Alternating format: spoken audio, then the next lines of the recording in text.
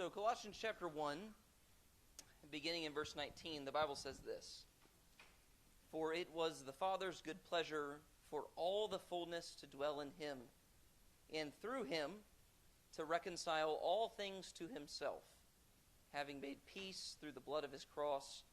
Through him, I say, whether things on earth or things in heaven. And although you were formerly alienated and hostile in mind, engaged in evil deeds, yet he has now reconciled you in his fleshly body through death, in order to present you before him holy and blameless and beyond reproach." So for the past, So for the past decade, there are two shows on HGTV that have absolutely dominated the ratings and captured the attention of the American public. I'm guessing you probably know what both of these shows were. First of all, you have the show Fixer Upper, starring Chip and Joanna Gaines, an absolutely adorable couple. And their show focused on their work of renovating homes in Waco, Texas.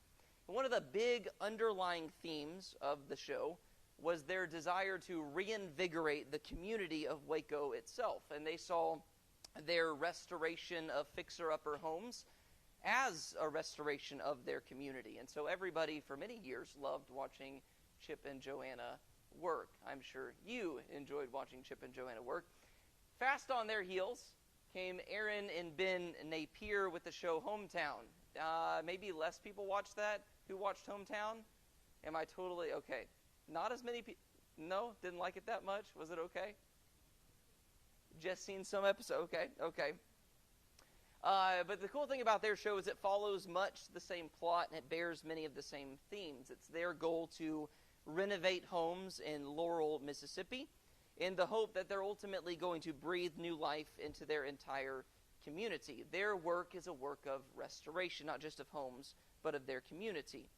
If you read the show description on Google, it says, "From Aaron's imaginative hand sketches to Ben's custom handiwork, this couple is bringing homes back to life and making sure their small town's future is as bright as its past." And everybody loves watching Aaron and Ben do that. At least if you tune into the show, you like watching it.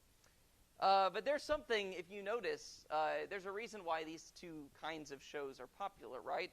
These ideas of, we're going to get a fixer-upper and we're going to restore this home to its natural beauty. We're going to take our community and we're going to make it look better. We're going to breathe new life into it. And we're going to reclaim this thing that has been damaged over the years. There is something amazing and powerful in watching something ruined be restored to its former beauty. Whether it's a home that's been ravaged by years, a classic car that's been ravaged by rust, or furniture that's been reclaimed from the trash heap and restored to its former glory. We love restoration, don't we? I want to ask, why is that? Why do we like restorations?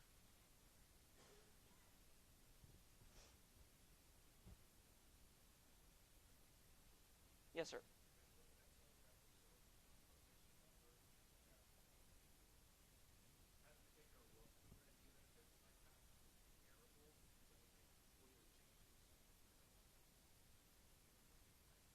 Okay, so it's nice to see that amazing transformation.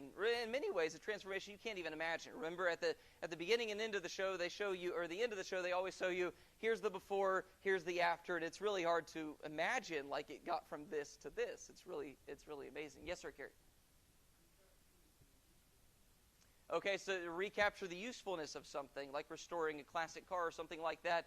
It was ugly, it was unrepaired, it was undrivable, but making that thing roadworthy again and being able to use it again is a pretty amazing thing. What, I had another hand. Yes, sir.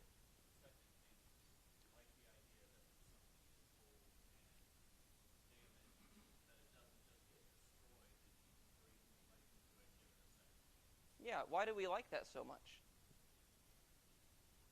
Why do we like the idea of second chances? Why do we like that? Yeah.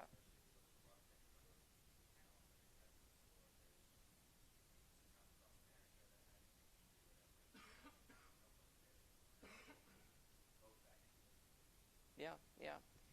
And does that speak to us individually too, that idea that seeing something restored and bringing the hope back from something that had lost its hope?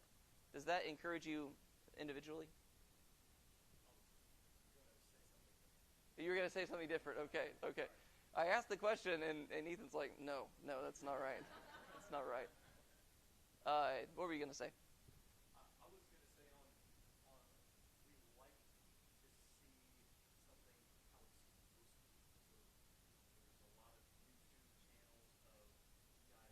there's a lot of YouTube channels of guys mowing yards for free just to see how it's dirty before. That's not right. It's supposed to be clean. What it should look like.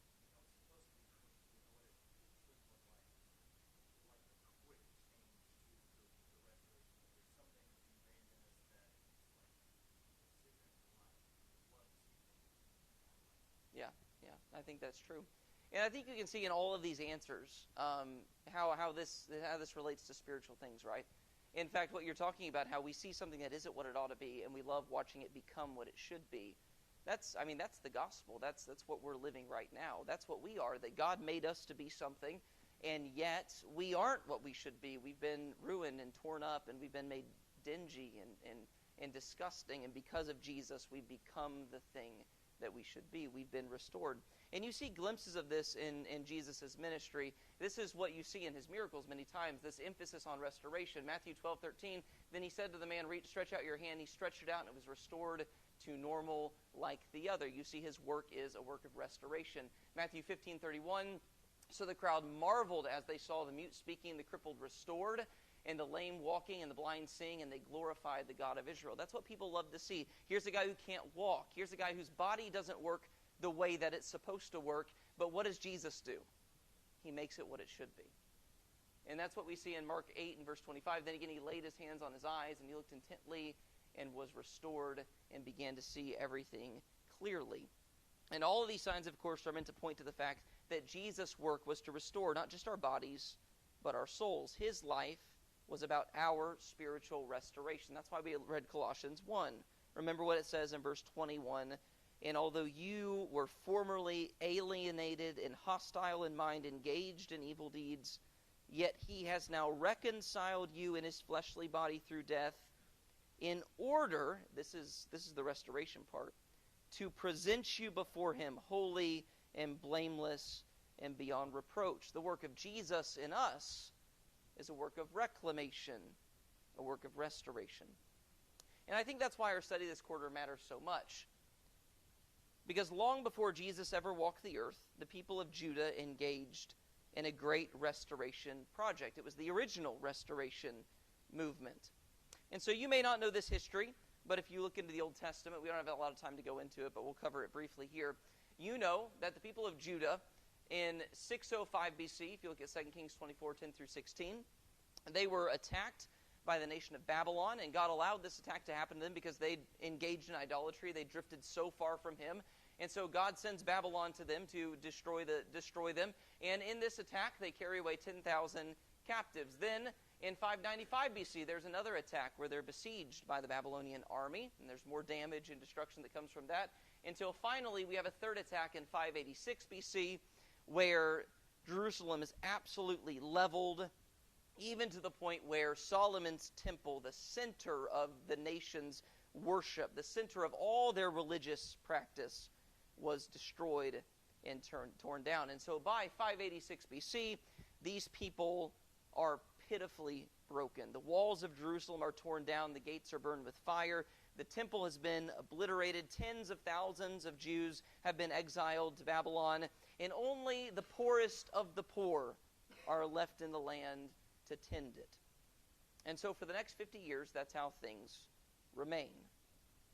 And that is until the time of men like Zerubbabel and Ezra and Nehemiah. Those men become the leaders of a great restoration movement. They start the work of rebuilding God's city, God's nation, and God's people, not just physically, but especially spiritually. And the work that they do in these books we're going to read, Ezra and Nehemiah, is extremely significant, first of all, because they are making Jerusalem ready to receive its true king. You'll see this a little bit in Ezra and Nehemiah. You'll also see it in the book of Zechariah, where God will tell his prophet that you may think what you're doing is small and unimportant. You may look at the former glory of this nation and think what you have now is nothing, but you need to remember that God is using the restoration of this nation to usher in something far greater. He is going to usher in a people, a nation that's going to welcome the true King Jesus to this earth. And more than that, and what we're going to focus on especially in this class, is that the work that they do it's a shadow of the spiritual restoration that Jesus accomplishes in us. And so these stories, Ezra and Nehemiah, these books are not merely history, but they are practical and applicable for all of us in our walk with Christ. And we're sitting here with a lot of different, diverse people in this room, but I think it's applicable to all of us in some way. I think these stories of restoration are applicable for the newly minted Christian, somebody who comes out of the world, maybe hasn't figured out exactly all this Christian stuff yet, but you really want to get there. And their stories about how you build when you've been broken can be very helpful. It should inspire those who've fallen back and have become less than they should have been. It should also lift up and encourage those who've been complacent. Maybe you feel like you haven't fallen back into sin, but you look at your life and think, I really haven't made any progress. I'm not the kind of person that I should be. I haven't overcome anything or accomplished anything. I'm kind of just coasting and cruising in my spiritual life. And these stories should help us with that too, because we see in Ezra and Nehemiah, the people, they kind of slack off from time to time until God gets them going again. And so these stories, whoever you are, wherever you are in your walk, they should be helpful for restoring your individual spiritual practice, for restoring your family, for helping us restore this church and press on and have growth among us. That being said, I want to make a brief comment about how this class is going to run. 2 brief comments really quickly before we actually get into the text of Ezra. The first thing is, when Wes asked me to teach this class, he asked me to teach Ezra, Nehemiah, and Esther. And if you look at the title of this, you understand that we are not covering Esther, at least not according to the title. The reason why is the theme of restoration, like we've been talking about, is very, very strong in Ezra and Nehemiah. If you read the book of Esther, it's not really that strong there. I mean, you can make some points, but that's a stretch, and I don't like to stretch the Bible.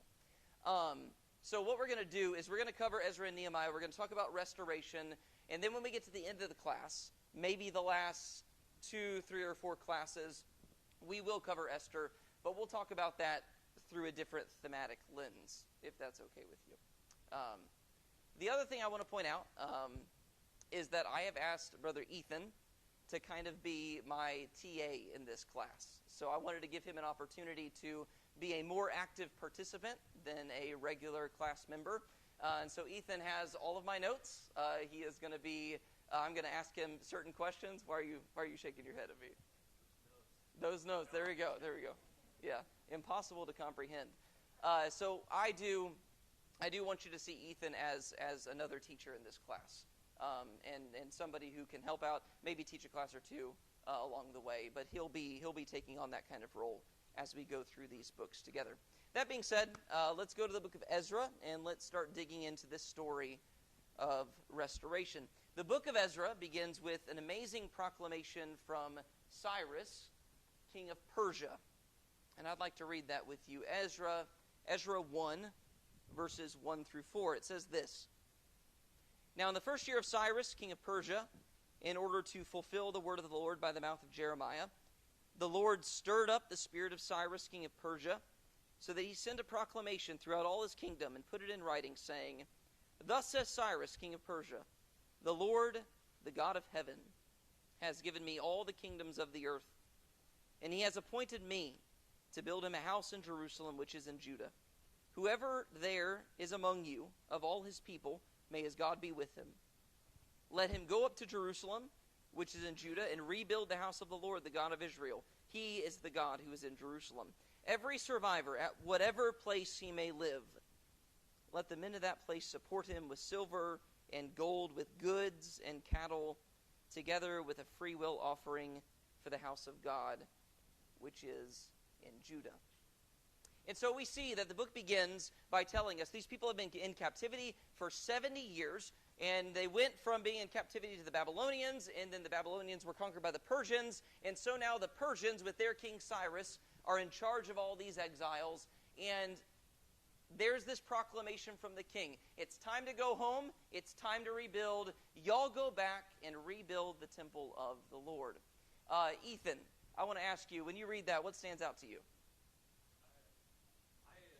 I wish that this could have been right after the Daniel class, because like later on in the book of Daniel in chapter 9, you start to read that verse in Jeremiah talking about the 70 years, and you start to do the math and how long it's been there. So then this is kind of the answer to that promise. I think that's really interesting to see from the other perspective of Daniel, who has been there in both the Babylonian and the Persian Empire, often with the king. Yeah. So I find that really interesting. Daniel's the connection there, right? And it's interesting, he's such a man of God. He studies the scripture so carefully that he knows. He's keeping track of the dates. He knows when the 70 years are up. And in Daniel 9, he offers that prayer where he asks God, hey, it's been 70 years. You said you'd bring us back. Are you going to make good on your promise? And so here you see King Cyrus following through with exactly what Daniel had prayed, for God to finally let the captives go home. What about you guys? When you read this passage, you read the beginning of Ezra, you read that proclamation. What stands out to you? What's amazing about that to you? Yes, sir.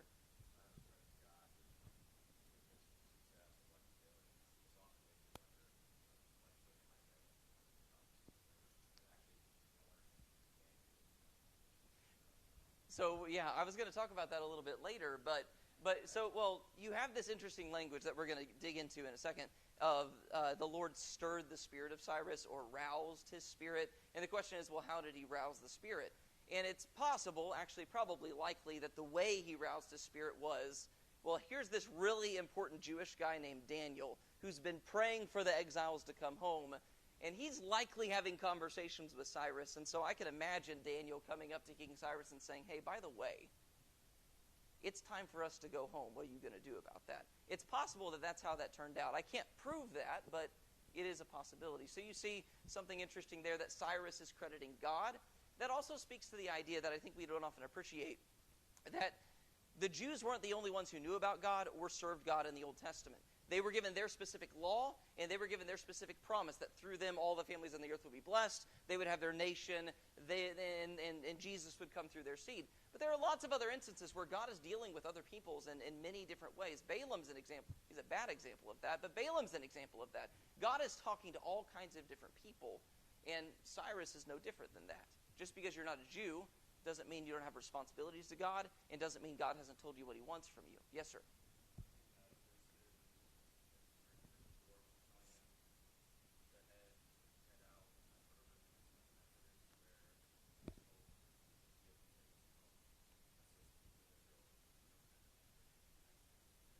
It is. I want to actually talk a lot about that. But let me talk about the other thing first, and then we'll talk about that, because it's on my slides, and if I get out of order, it's going to be a disaster. So I want you to consider, first of all, when I read this, the first thing that's amazing to me is that this is an incredible fulfillment of prophecy. This is an example of the faithfulness of God, that God is a God who keeps his promises. And even when he's full of wrath against his people, so full of wrath that he's willing to send an army to destroy his people and his temple, he still promises he's going to bring them home. And that's the author tells us that he's going to fulfill the word of Jeremiah. That's exactly what he does. In Jeremiah 25, verse 12, by the way, can y'all read this, or do we need to do the text a different way in the next class? Y'all can read this? Okay. Then it will be when 70 years are completed, I will punish the king of Babylon and that nation, declares the Lord, for their iniquity in the land of the Chaldeans, and I will make it an everlasting desolation. Then you have Jeremiah 29:10, for thus says the Lord, when 70 years have been completed for Babylon, I will visit you and fulfill my good word to you to bring you back to this place. Jeremiah is prophesying before the people are exiled, before the destruction of the temple, and before all of these things happen. And yet he's saying, destruction is coming, but I promise you, in 70 years, you're going to go back home. And that's exactly what happened. The first group of exiles are led away into Babylonian captivity in 606 or 605. Cyrus makes this decree in 538, and they arrive home and begin the work of restoration led by Zerubbabel in 536, which you can check my math. I think that's 70 years, but I'm bad at math. It's an amazing thing that God can not only say, hey, by the way, you're going to be destroyed, but I'm going to tell you who's going to destroy you, and I'm going to tell you exactly how long it's going to be before you're allowed to go back home. It is a testament to the power and the faithfulness of God. And not only, and maybe many of you guys know this, but in case you haven't heard this before, not only does God tell them how long they're going to be gone, but he tells them the name of the person who's going to send them home. You may know this prophecy in Isaiah 45, verse 24. They will say of me, only in the Lord are righteousness and strength. I'm sorry, that's the wrong quote. That's 44, okay. Y'all go to Isaiah 44. Thank you. See, this is why Ethan's in here. Sorry about that.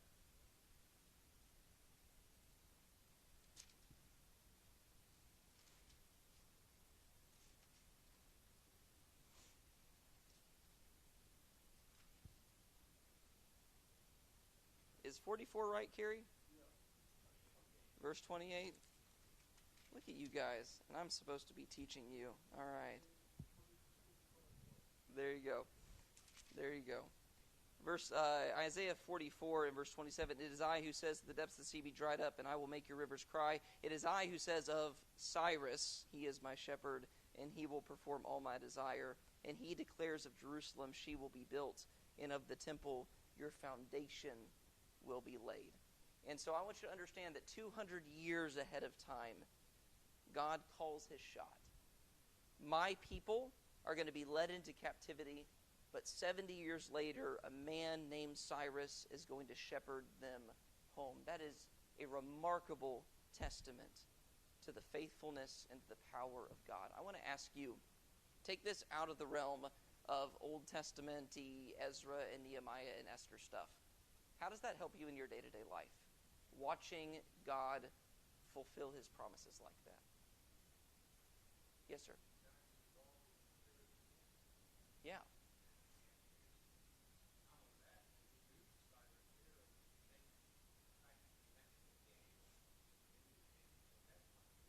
Yeah, absolutely. So God is obviously involved in the affairs of men. Yes, ma'am.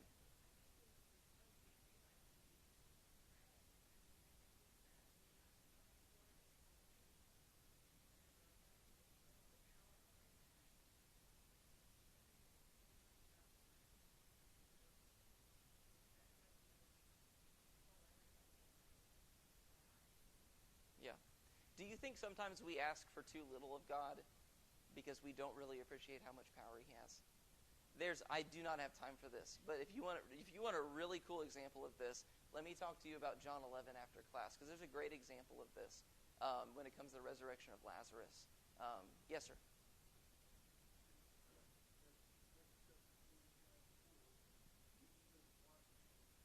Yeah. No, you can read it if you want.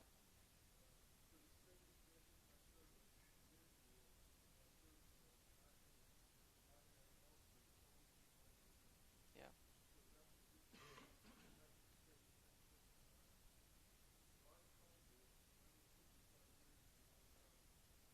Mm-hmm.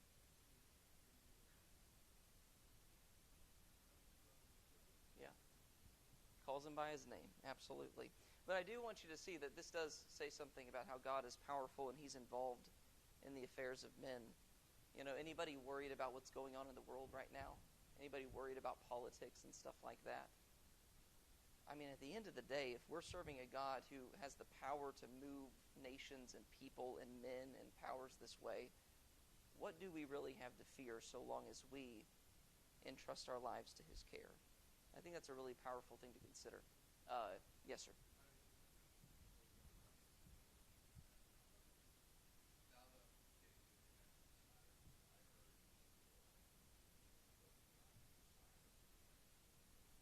Mm-hmm.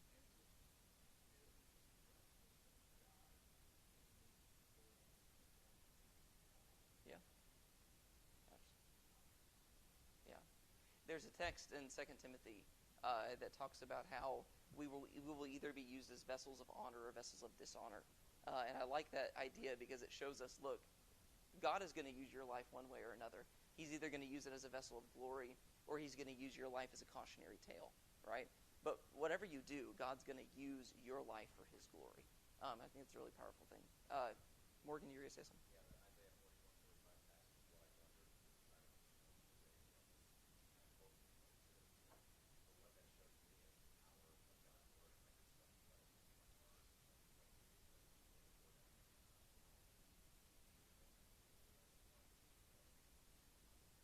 Absolutely. Well, and that brings up the second question, which may come up when you're reading through this. What exactly does it mean when it says that Cyrus's spirit was stirred?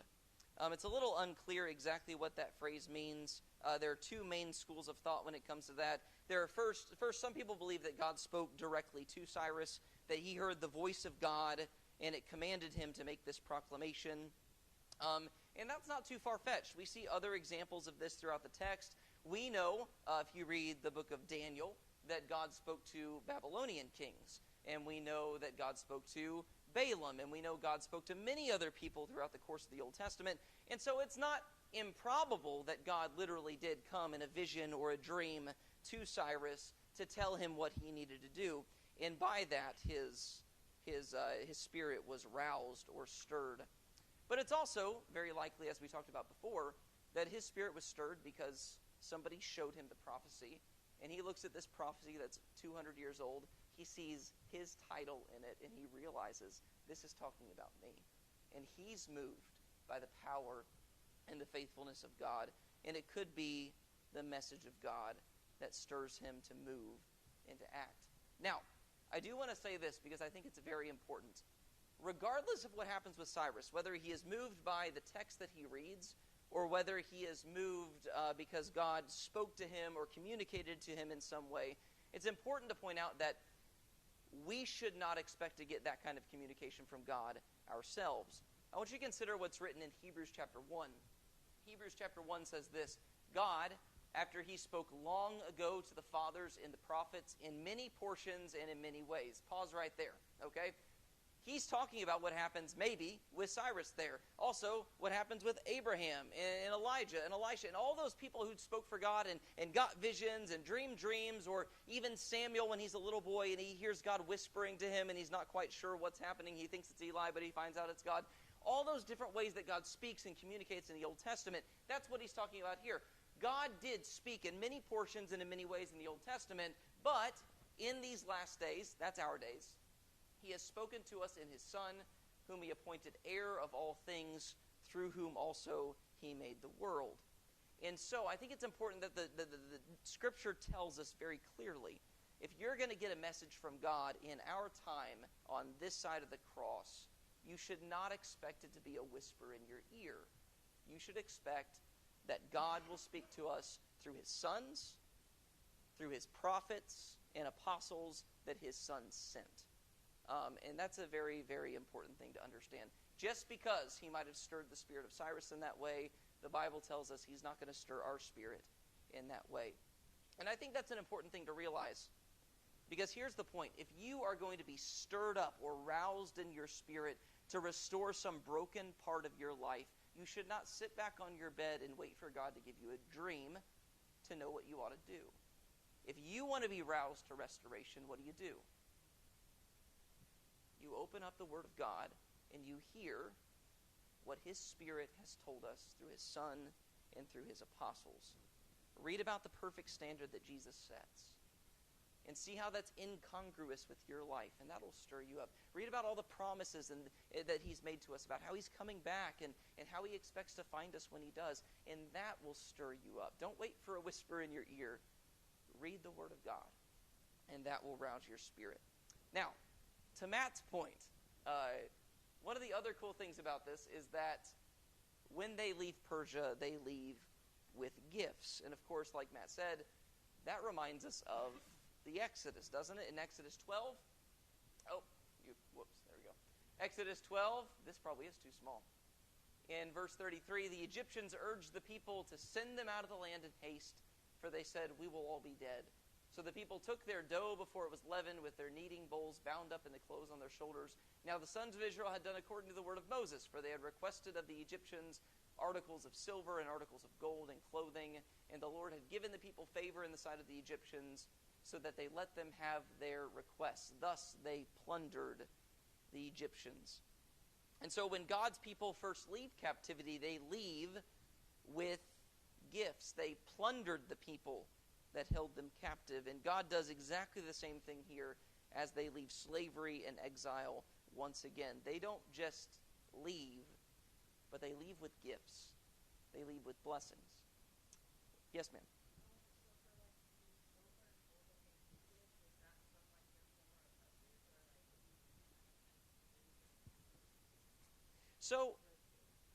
So it does tell them in verse 4, let the men of that place support him with silver and gold, with goods and cattle, together with a freewill offering for the house of God, which is in Jerusalem.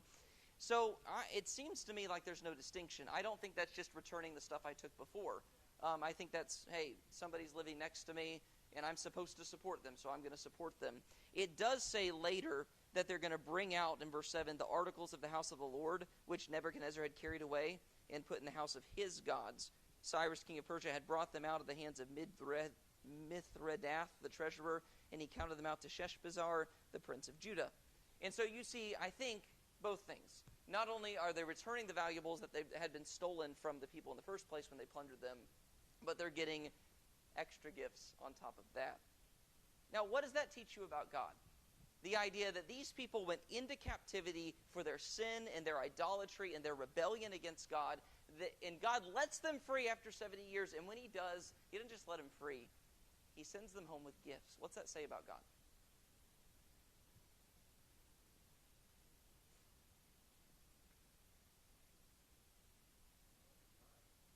There's a lot of love there, right? He's a very, very loving God. What else?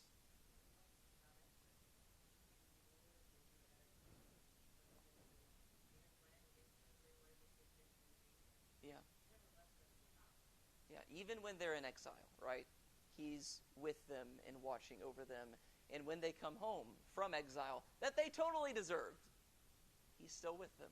He's still watching over them. He's still concerned with their good. Yeah.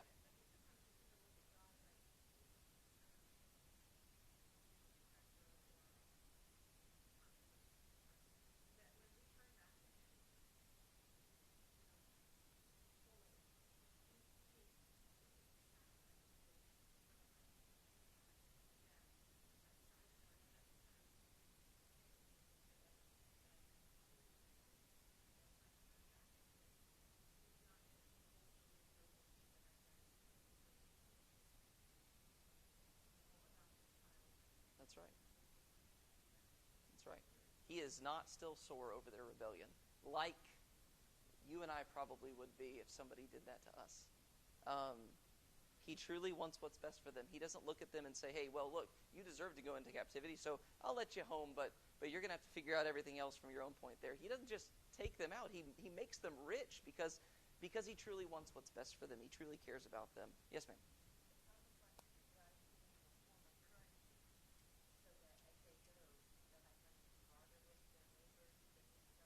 Yeah.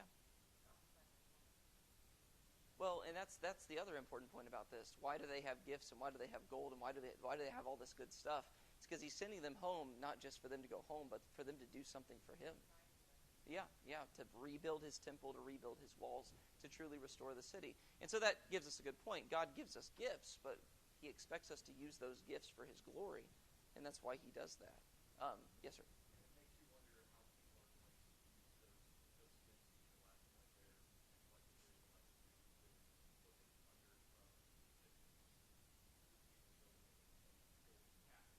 Yeah. There is a difference of how we use the gifts that God gives us as well, especially after restoring us to life. Yeah. Well, and that's a very interesting thing too. You see this where they will take a break from building that they shouldn't take, and when they do, what do they start doing? They start building their homes and paneling their houses while the temple of the Lord remains desolate. And so you do see a little bit of that, again, Egyptian parallel, where they're not really using the gifts the way they should. Um, I want to point out how the exodus from Egypt and the return from exile, they foreshadow what happens to us when we're saved from sin. He didn't just give them gifts when they left Egypt or when they left Persia. He gives us gifts when we leave our life of sin. Ephesians 4, verse 7 through 8, but to each one of us grace was given according to the measure of Christ's gift. In my mind, what I think that means is that he gives us his gift of grace in whatever measure we need him to give it. And so you may need more grace than I do. You may have committed 10 times more sins than I did. I may have committed 50 more times sins than you did. But I will get as much grace as I need to cover my sins according to the measure of Christ's gift. Therefore it says, when he ascended on high, he led captive a host of captives, and he gave gifts to men. And so we see that we've been given many, many gifts from God when we leave our slavery as well. I wish we had more time to talk about that, but I need to move on. Was there another hand that was up? Somebody want to say something? All right.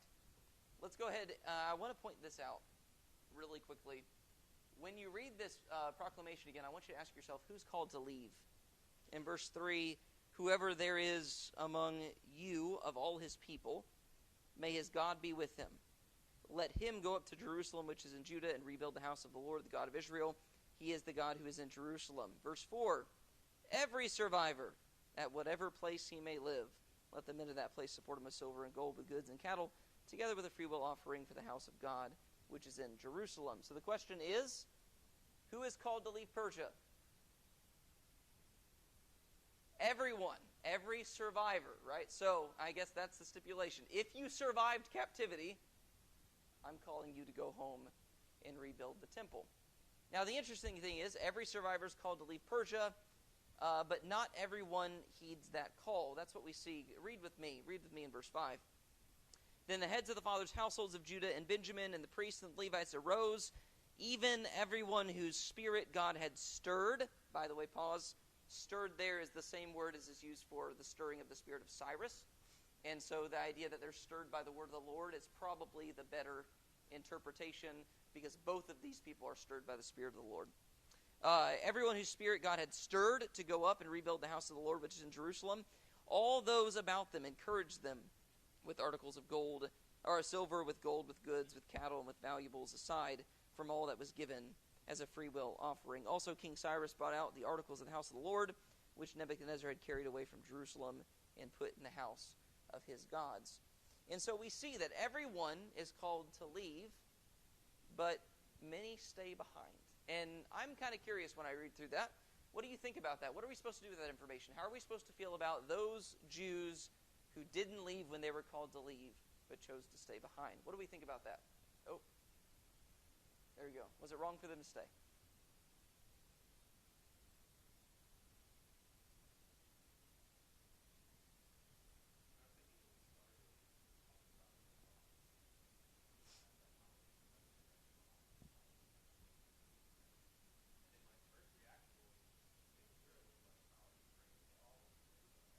Yeah.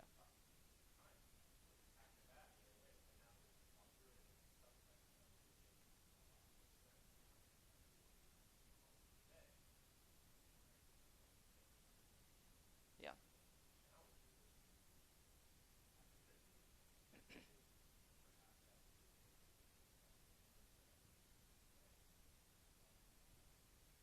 Yeah. And you can imagine, I think, the kind of conversations that would have happened, right?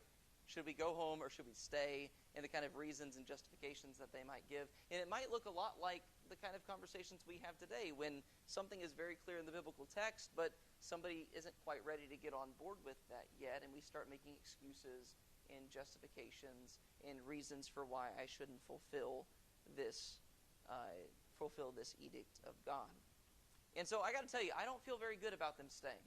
I'm not sure, and maybe, Carrie, if I'm wrong about this, just say you're wrong about this.